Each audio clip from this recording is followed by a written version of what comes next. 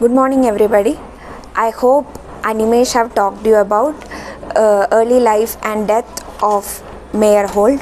Now, I am going to talk about the socio-political situation in which Meyerhold have worked, and also how the biomechanics was developed, in which situation it was developed. Before going in detail into Meyerhold's works and his contribution, I would like to talk to you about Constructivism, which was an early 20th century art movement which was prevalent before the revolution and which became powerful after the revolution.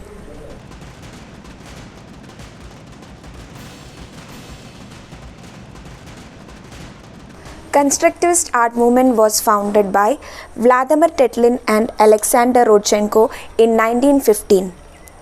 It aimed to reflect the modern industrial society and urban space. Constructivists were in favor of art for propaganda and social progress. This is the reason why they were able to support the revolution at one stage, and after the formation of USSR, they were supporting the government in the total progress of the society. Industrialization, technological advance of the 20th century, and the proletariat revolution brought upon the change to the society. The paintings, even in the most radical forms, was abandoned. It was overly bourgeois. Russian avant-garde was determined to reinvent art, to reconstruct art from the level zero.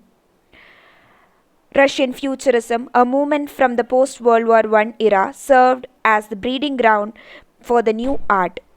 Soviet Union became a breeding ground for the revolution in art itself, and Constructivism was its name. Constructivists tried to create works that would make the viewer an active viewer of artwork. The key work of Constructivism was Vladimir Tatlin's proposal for the monument to the Third International, or the Tatlin's Tower. This had a machine aesthetic with dynamic components celebrating technology such as searchlights and projection screens. Soviet filmmakers Dziga Vertov and Sergei Eisenstein also regarded their montage style of filmmaking as constructivist.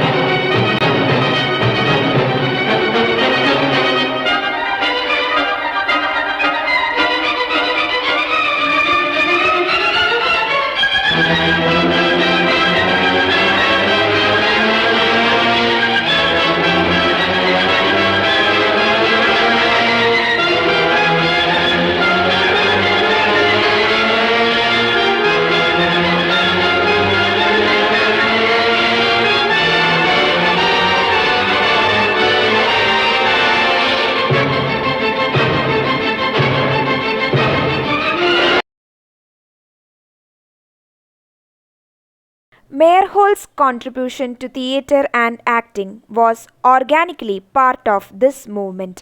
We can otherwise call biomechanics as the photomontage in acting. Meyerhold strongly believed that theatre is a tool that can transform life. This was exactly the same thing the proletariat government was looking for in art. Before the revolution, the working class were tirelessly working in factories and fields without break.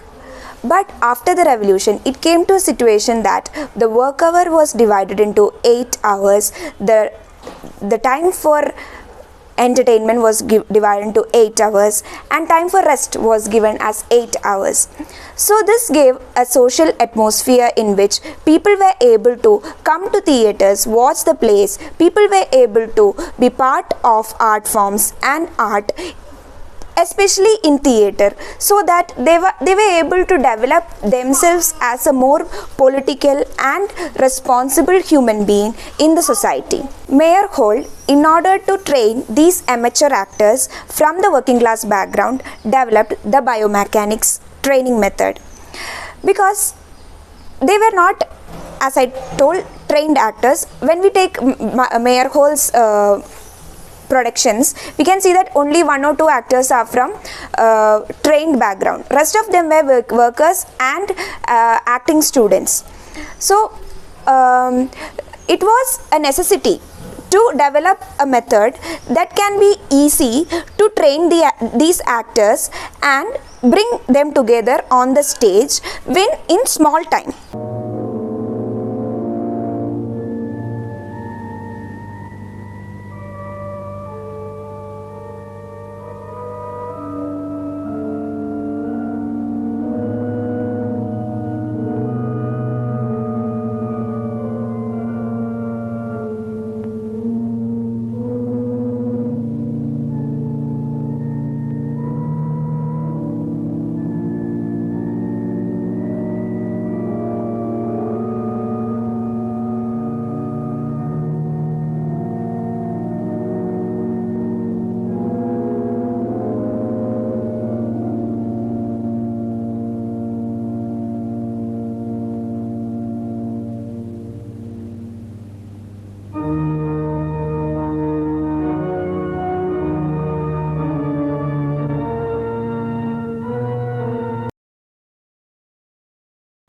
Quoting Meyerhold, for theatre to become life organizing rather than life reflecting, the constructivist theatre was supposed to transform an actor from a specialist in aesthetic action into a harmonious, socially active human being.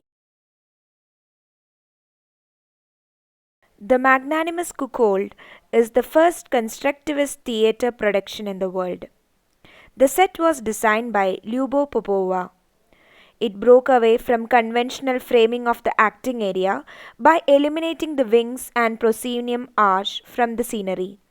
Meyerhold believed that scenery should just represent the setting in its most basic form rather than illusionist setting. These sets included walkways, stairs, ramps, rotating elements like wheels, windmills, etc. This was a simplified scenery which organized a scenic space in the way most convenient for the actors. The super objective of constructivism, according to Tadeusz Kantor. An actor sought to create a material partner for actors to have an additional performer capable of his own action on stage, that is, above the settings. Another peculiarity of Meyerhold's constructivist productions is that these sets does not need a specific theatre space to be performed. The sets can be removed and easily placed anywhere outdoors, in a town square, in a stadium, or anywhere. Practicality coupled with beauty was the main thrust behind constructivist ethos. This is the costume designed by Stepanova for the Meyerhold production of The Death of Taralkin. He gave up individual character costumes, and actors were dressed in unified production clothes colored in grey-blue canvas. This was the best way to emphasize collectivist pathos of the performance. Once the actors appears on the stage, the set becomes just the extension of actor's body. The sets were manipulated in variety of ways by the actors of Meyerhold. Constructivism required that an artist should be, at the same time, an engineer. Art should be based on scientific grounds, and an artist's work must be conscious. Acting is mostly the skill of organizing the actor's material, that is, an actor should be able to properly use the expressive means of his body.